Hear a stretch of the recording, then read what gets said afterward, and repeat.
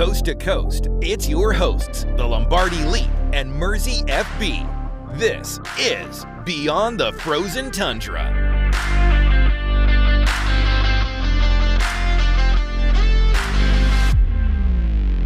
Hello, everybody. Welcome back to the show. It has been a couple weeks here as I've been moving, and Mersey, a.k.a. Matt, has been just living life, working his 9 to 5. My name's Blayne. Welcome to Beyond the Frozen Tundra. Let's get into some Packers football. So, yeah, lots. I would say a lot's been happening, but enough's been happening. It's that time of the year. They're in OTAs. Rookies are making some waves from what I've read. Yeah, it's been like quietly very busy is how I would describe it, if that makes sense to you. Yeah, I mean, nothing too crazy been going on. I mean, no big trades. Okay, some crazy stuff. There's been some crazy stuff, which we do not condone. That's true. If any of it is like remotely true, I don't think that this individual should be on the team. But the NFL seems to turn their head to some of this stuff. So let's just talk about the elephant in the room. I mean, that should be the first thing. I mean, Josh Jacobs, obviously everybody kind of knows what's going on there. And it is an unfortunate situation. And obviously, like, when you're dealing with things of that nature, it's sad to see one of your players, a good player, to be involved with that. And we don't want to speculate one way or the other because we don't have all the facts. No, yeah. But I mean, the Packers, I guess, are pretty good at handling this sort of a thing, and the fact that he's practicing is something. But I completely agree with you. If a lick of it comes out to being true, then 100% you got to do what you got to do that's best for the team, and that would involve letting Josh Jacobs move on to different pastures. Yeah. Thank God we're not in the quarterback market and possibly looking at Sorsby for the supplemental draft. Well, he gets to go back. I know he gets to go back, but dude, what a roller coaster in sports. Anyway, moving on to some bigger news. Watson got extended. The AAV is somewhere around $30 million a year, or like it's just below Pierce's, right? Well, actually, I think it's actually a lot lower than Pierce. I think it's like around 23 is what it comes out to, because it's basically an extension on this coming season. Okay, yeah. And it's very much the Christian Watson contract. This is, again, I'm team friendly. Yeah, I'm going to quote Ken Ingalls here. This is the most 2 years and we'll see I've ever seen from the Packers in some time. So basically it's very much a 2 years, a 2-year extension. Mm-hmm. So even if his 2026 season goes completely south, he's only under contract in 2027 for $4.1 million. Yeah, it's like this contract, people saw it and like greatly overreacted. But I mean, from my opinion, Christian's more than worth it. I think the $31 million guaranteed is a steal when you look at some of the other wide receiver contracts in our division. Yes. Oh, yeah. Yeah. Like, if you look at it in 2028, he has a $13 million roster bonus. So that's kind of the 2028 years, like, okay, we need to figure out what, like, he'll be 29. He'll be 29, yeah. So yeah. Exactly. It would be a shorter deal there. Mm-hmm. I think the big thing too is people like one of the things I've seen talked about and discussed is like, well, you could have let Watson walk and kept Wicks or Romeo Doubs. In no world are they doing that, or is anyone doing that? You didn't give up, in essence, 2 second-round picks for Romeo Doubs or Wicks, Dontavian Wicks. You didn't. You gave up 2 second-round picks for Christian Watson. Like, so who are you going to extend? And like, realistically speaking, who's more important to the offense? Wait, between Romeo, Wicks, and Watson? Yeah. Oh, yeah, 100%. Watson, easily. We saw what it was without Watson, and we saw what it was without Doubs and Wicks. The offense was way more functional without Doubs and Wicks than it was without Watson. And I'm going to make an unpopular opinion here that some Packers fans may not like. I would argue that the second most important offensive weapon on the team outside of maybe Tucker Kraft. I could hear a Tucker Kraft argument, okay, because I'd be willing to listen. But I would say that Jaden Reed was arguably one of the second most important offensive weapons out there because of how well he complements Christian Watson. And that offense was different without him playing the slot. Yeah. I mean, like, I'm very, very optimistic for what the offense is going to look like. And it sounds like, I mean, I mentioned Tucker Kraft here. It sounds like Tucker Kraft should be ready for Camp, the start of the season. Yeah, camp. Actually, I think they might hold him out of camp because, like, he doesn't really need it. But I mean, he looks like an absolute unit, dude. That's for sure. Scary. Yeah, I think like you see how well Reed runs the offense from the slot, like helps keeps things moving forward. Same with Watson on the perimeter, and then you have Golden who can do kind of either as the Z.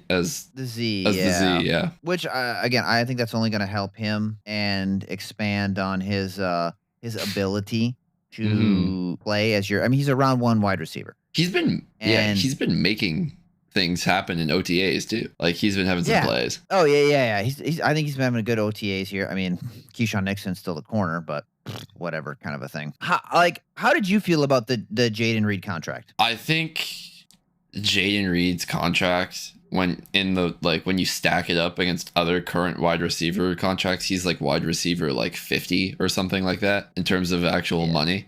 Like they paid him like Tutu Atwell money, which is kind of crazy to say, but it's the truth. And for someone who can be as productive as he is when he's on the field, I think it's a steal. I think people forget that technically, not this past season, but the season prior, Jaden Reed was a 1,000-yard wide receiver. And like the leading receiver on the team too.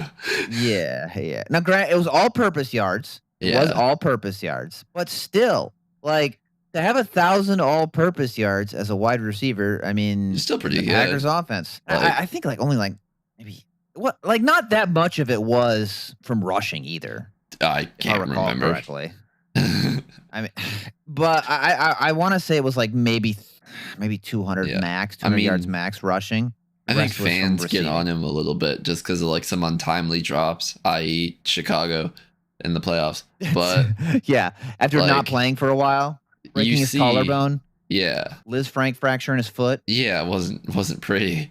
But you definitely see potential with him all the time. I also think the whole wide receiver comments that his agent said. Where they like leaked it to Adam Schefter after Golden was drafted, that they were like, that whole thing. Yeah. Yeah, I think that rubbed people the wrong way, and them reminding and people basically just remembering that he dropped it against Chicago. So they're like, this guy's a prima donna. He doesn't deserve that kind of a thing. And I also think that they view slot wide receivers as a dime a dozen. I don't. I think that you need a Randall Cobb on your team. And I know people might hate me for saying this. I think that Jaden Reed is a better football player than Randall Cobb. Not necessarily saying he's a better culture guy yet. I wouldn't use the encompassing term as football player. I would say more technical route runner. Yeah. Okay. Yeah. Like I think Cobb would literally have had to have been like hit by a bus a couple of times in order to go and be tackled. But like I think Reed is a more technical receiver. But that's better wording before people in the comments start getting don't tear him apart. I love Randall Cobb. Randall Cobb's great. I love Randall Cobb. Like I got to meet him once. He's an awesome guy. I loved everything about him. Top Packer of all time kind of a thing. I'm not saying that like Jaden Reed beats the nostalgia of Randall Cobb. What I am saying is and like to clean up what I said here, Jaden Reed is better technically speaking than Randall Cobb was. I think you can do more with Jaden Reed than you could with Randall Cobb. But ultimately, like I think Jaden Reed can become very much a big culture guy in that room. Dobbs is gone, Wicks is gone. It's Christian Watson and Jaden Reed. Those are your 1 and 2 guys, or Bo Melton if you want to count him. The wide receiver turned cornerback turned wide receiver. Yeah. He's been there for a while too, and he's 20. I think he's about the same age, 27, 28 now at this point. Special teams guru.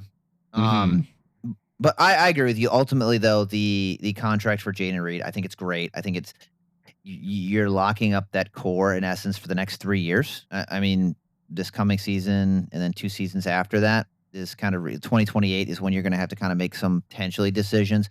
Maybe 2029 if you decide to restructure, but it's predominantly up until you have 2026, 2027, and 2028 seasons as these are your 3 wide receivers: Watson, Reed, and Matthew Golden. Who can be upset about that? I know, like realistically, and we're getting Tucker Kraft back. Oh boy, Jordan Love. I mean, just throw it 30 times.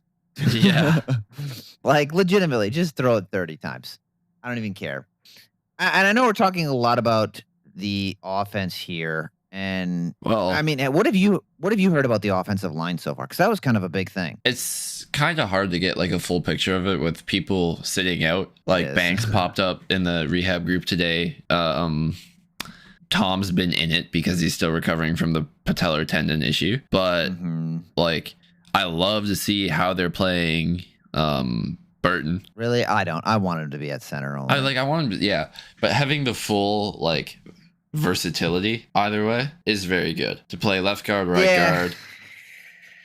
It's that shtick. I just want a really good center. I think it's so important. That's what I want. I want a really good center. And I think Jagger Burton, I'm going to do that till the day, I swear. Jagger Burton, I think, is going to be a really, really good center for the Packers. But I guess we'll have to kind of see where it goes. You know, the Packers love to cross-train, unfortunately. Yep. But at least Jordan Morgan's at left tackle finally. True. Finally. True.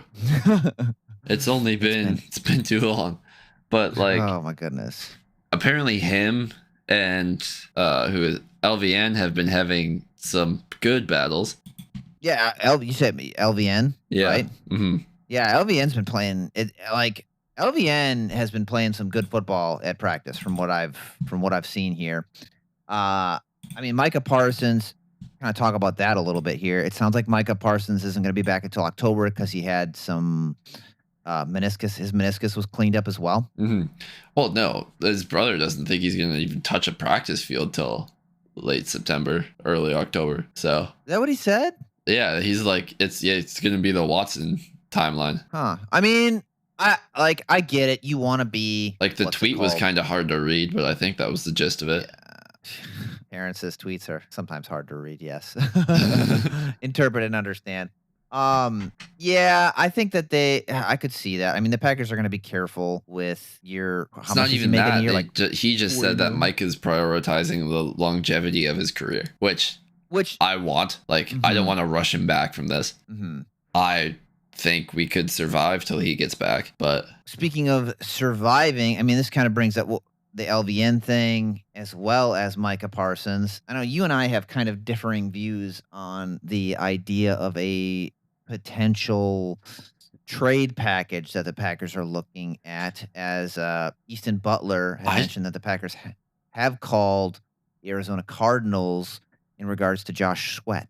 I just don't think we need to. Like, I think nobody on the team is... Okay, wait. There are 2 players on the team who could possibly play to the level that Josh Sweat plays at, which I'm projecting LVN and DDS to that level. You already have a rotation of LVN, DDS, Baron Sorrell, Colin Oliver, and Brenton Cox. That's 5 deep already until then Micah gets back and you have to cut one of those 5. They also might think they have something in Nigel Kelly, the UDFA that they signed from UCF. He's made a couple plays in OTA, but it depends on how much stock you put into. It's a practice squad player more than likely. You're right. So plus there's special teams ace Aaron Mosby that they like as well. Yeah, but like, I think you might be able to replace his special teams production with somebody else. Yeah, I think that's going to be up to Colin Oliver. I mean, I'd be interested to see if Colin Oliver goes into the linebacker room too, you know, given he played off ball in college. Yeah, and that's kind of my point there is that he did play off ball in college. And I mean, he's not that big of a dude. I mean, he's 6'2", 240. Yeah. This is definitely a smaller guy. That is that's not big by any means. And I mean, I don't know what's going to happen with Tyron Hopper. They obviously traded for Zaire Franklin. So Well, I think Zaire himself said that they were trying to trade for him for a while, and so I guess the opportunity finally presented itself. But he's been apparently in practice too. Zaire Franklin's looked like his old self. pretty good leader of the defense. One important thing I want to mention before we kind of have a defensive line topic, and we'll circle back to the Josh Sweat thing. You see where they put Coop on the edge? Yeah. You saw that? Yes. Edge Coop. Or Edge Coop. I wasn't sure what to make of that. Like, he's a pretty good blitzer, but as an edge rusher. That's Jonathan Gannon. Jonathan Gannon is going to do weird stuff. Like, it's not going to shock me if you see like Evan Williams blitz 5 times in one game and then the next game doesn't blitz at all. Like, that's just the kind of stuff that I could see happening. Or you know what else I could see? You know what else I could see them doing is running Xavier McKinney, Evan Williams, and then putting in Kitten Oladapo on like obvious run stuffing downs. So they'd run 3 safeties. Just because Kitten, I call him Hit Stick and Kitten, because dude, the way that he's a massive human being, and the way he's like an in-betweener, kind of a linebacker, strong safety. So I could see Jonathan Gannon doing that because he did that with the Arizona Cardinals too. He just does some weird stuff that ends up working out, and it kind of frustrates me because it's weird. I don't like it. Yeah. And I'd rather not have Bullard off the field because there's a lot of people on there who hated us, who hated me, hated you, and me saying Javon Bullard's going to be good. Javon Bullard is going to be good. And Javon Bullard is a good football player. He's a good nickel corner. Yeah. Well, I don't know who got mad at us. I feel like we all saw that one coming. No, you'd be shocked. A lot of people were over the Bullard experience. 100%. Yeah. We've just been terribly afflicted by corners. But true. That is very true. I mean, speaking of the corner room too. What's your verdict on him in 7, by the way? He's going to be an all-pro. Yeah? I'm glad I didn't get his jersey. I'm not going to lie. Because when I got... Get Bullard 20, yeah. Dude, I was like, when we were talking about that, it's kind of funny. I remember you and I were talking. I was like, oh, do I get Cooper or do I get Bullard? Do I get Cooper or do I get Bullard? Like, because I already have Jaden Reed's jersey, and I'm so glad I went with Edgerrin Cooper. Yeah. I am so glad I went with Edgerrin Cooper's jersey. Yeah, the Bullard 20, though, would have been kind of cool, a little retro. It would. I don't know how I feel about 7. Like, it's a little odd, I think, but, I mean, I'm going to jokingly say all-pro season incoming. Yeah. I mean, he was a really good nickel cornerback last year. Like, I think he was like top 5, if I recall correctly. It's just making sure that pass defense continues to take improving steps. So yeah, and I think that is going to improve here. I mean, the coaching staff is going to help, I think, immensely. Obviously, we know, I think what Bobby Babich is in that room. So is the 49ers guy that they hired. I can't remember his name. That is right too. So I think there's definitely been a lot of revamping on multiple sides of the ball. I know we talked about that in a couple previous episodes here. I mean, to me, the biggest weakness on this offense, I'd say the two biggest weaknesses would be like who's your nose tackle, who's going to step up and play that role, and how bad is Keyshawn Nixon going to be this year? Yeah. Just to be blunt, like, how bad is Keyshawn? Because I can't imagine Jonathan Gannon having that much patience with all the crap he posts about him being the best corner in the league. And then, for sure. I haven't heard much about Cisse. No, I have not either. I do know that, what is it? St. Just has been hurt or rehabbing an injury. Valentine's getting like toasted by people. Valentine, yeah. You and I talked about how he could be a potential trade candidate. I mean, it wouldn't shock me if that does happen at this point, or if he just gets outright cut. You know, he's a 7th round draft pick, and the Packers clearly did not like him last year. I mean, Jeff Appley was like, "You're in the doghouse for the entire year." While everybody was getting cooked. Yeah. It does. I don't know. I mean, I don't know what you would do. I don't know if there's any corner you could potentially trade for. I don't know if you take a look at, if you try to bother the Cleveland Browns for Denzel Ward. I mean, they got rid of Myles Garrett, or you just say, hey, Brandon Cisse, welcome to the NFL. Go do your thing, like sink or swim. Wait, did you say try and get Ward? Yeah, Denzel Ward. Yeah, I mean, he's 28, 29. I don't know if they'd move him. I mean, they moved Myles Garrett. That's true. Like Myles Garrett's gone. Yeah, but they got Verse back and a lot more picks than. Yeah, but Jared Verse is 26. How old? 26. 26 or 25. Like he's an older guy. Yeah, he's 25. He turns 26 this year. And Denzel Ward just turned 29 in April. And I believe he's on the last year of his deal. Isn't Martin Emerson still a street free agent? Martin Emerson, I believe, signed with the Texans, if I recall, or the Saints. Yeah, actually. Saints. Yeah, okay. He signed with he did sign with the Saints. I was kind of bummed the Packers did not take a shot on that. Yeah. Like, I know he was coming back from Achilles? Achilles, yeah. But that was in July. So it's almost been a year. It'll be a year this coming July. He turns 26 in September. He's a large cornerback. I mean, he's 6'2", 201.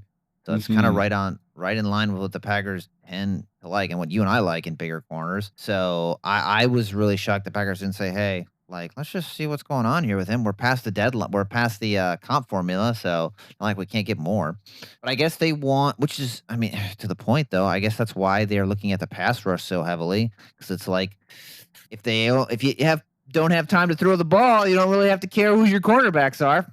That's true. Which, I mean, who like the defensive tackle they drafted out of McClellan. They've played him. Everywhere. They really did. Didn't they line him up at edge too at one point? In base, yeah, I think. In base, or like not in base. Sorry, in nickel, he was an edge. Okay, I know they did. Yeah, I know they did that at least once. And he's been, I think, playing well from what I've read and seen a little bit of. Yeah, definitely holding his own. It's really interesting to see the players that they have lined up at nose.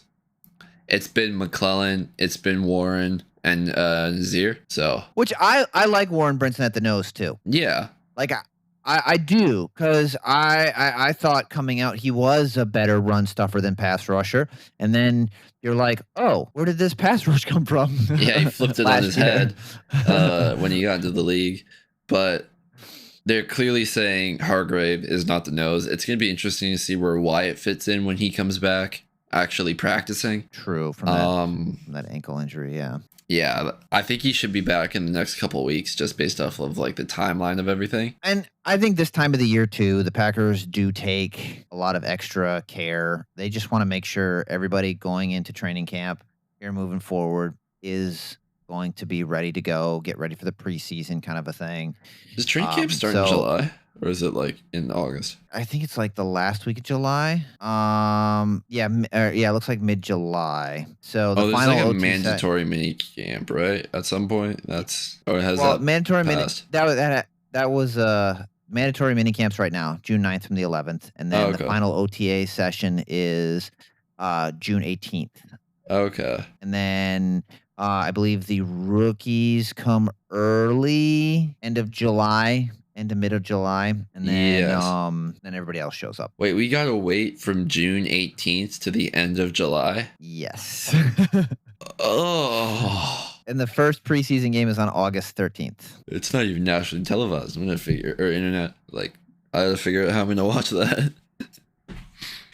NFL little spoiler there. You can watch every single preseason game on NFL Plus. Oh, sweet. Okay. Just for any fans out there who don't know that, like legitimately, I think like NFL Plus is like $6 for like the month or something like that.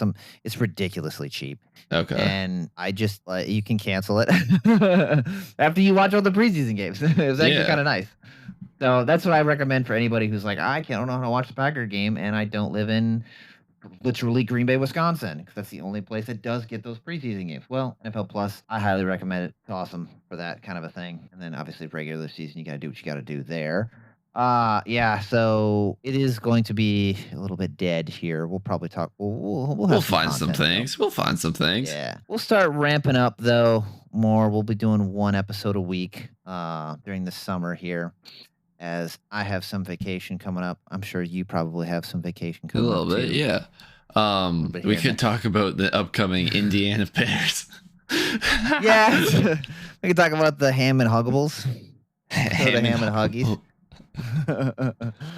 Oh, dude, The that's Indiana Care hilarious Bear. to me. Yeah. I'm so happy for them, mainly because like I know Caleb Williams is on the Madden cover too as Iceman, and immediately the Madden curse rears its ugly head by the Chicago Bears moving completely out of Chicago to Indiana. Like that curse doesn't get much worse than that yet. Yeah, but Imagine losing your football team. mm-hmm. My stock is actually worth something. Who's laughing now, Chicago? Yeah, that'll be interesting to see. We'll be the only maybe open air team left in the division, by the way. Oh, they're getting a dome. I think they're getting a dome. That's crazy. That's part of why they didn't want to just renovate Soldier Field. Yeah. Do you? I mean, I know we're kind of getting a little off topic here, but like, do you think that I don't think the Packers will ever get a dome? No, Ever. I don't think they'll ever let that happen. Like, that would be The worst they might do. I mean, the absolute worst they might do is go to artificial grass. No turf. I think if it comes to it, they might go to turf. I don't think they'd ever. Have you ever been there? I've never been Ever there. had a chance to go? Like, dude, that grass system, I'm telling you, that is a science. Yeah, it's just like as things start to get more pricey and they look to definitely keep the team in Green Bay, a way to do that is to turn Lambeau into a concert venue. So you can't have a ton of concerts on the grass without like causing damage. So that is true. Just use the parking lot like they did for the draft. Yeah. That's my advice, you know? Mhm. But yeah, like a lot of new stuff coming up here for everybody. I'm pretty pumped up. I'm pretty excited here to kind of get back into it now that I'm all settled into my new quote unquote studio here. Get everything unpacked, ready to go. Excited to do some more, to get into maybe even some next year draft stuff. Take a look at some early potential prospects. Oh, we're doing the way too early stuff, aren't we? Yeah, way too early. Just kind of like, hey, like we should probably keep an eye on some of these guys, even though we don't have a first round pick. Which, again, like it's kind of nice not to have a first round pick because I think they did a great job with this draft class. So, and I think probably next episode what you and I should do is we should do our way too early wins and losses. Yeah, schedule breakdown, predictions, stuff like that. Yeah. I'm liking what you're putting down there. And then we can kind of look at it, see where we're at, and hopefully we're like, oh, look at that. We were wrong, but we won a Super Bowl. Yeah, this is good. This is good because I actually haven't taken an in-depth look at our schedule yet. I've been so behind. Oh, my God. So we'll do that next time. Thanks for listening, everybody. I'm Blayne. This is Matt. Thanks for tuning in to Beyond the Frozen Tundra. We'll catch you next time.